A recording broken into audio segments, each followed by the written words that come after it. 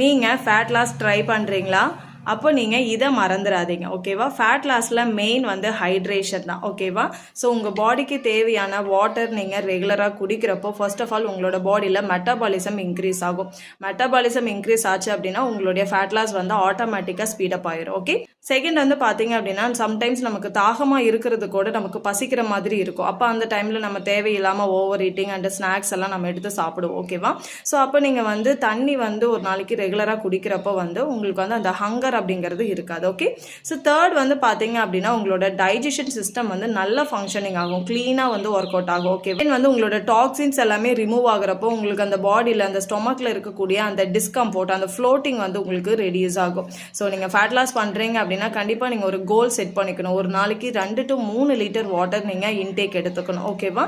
So இது மூலிமா உங்களோட ஃபேட் லாஸ் வந்து ஈஸியாக நடக்கும். ஓகே. ஸோ எங்கே போனாலும் உங்களோட வாட்டர் பாட்டிலை மிஸ் பண்ணாமல் நீங்கள் எடுத்துகிட்டு போயிருங்க. ஓகேவா? ஸோ ஹைட்ரேஷன் தான் உங்களோட ஃபேட் லாஸ்க்கான ஒரு சீக்ரெட் வெப்பன் அப்படின்னே சொல்லலாம். ஓகேங்களா? ஸோ உங்களுக்கு இந்த மாதிரி ஃபர்தராக ஃபேட் லாஸை பற்றின டிப்ஸ் வேணும்னா நம்மளோட பேஜை ஃபாலோ பண்ணிக்கோங்க. தேங்க்யூ.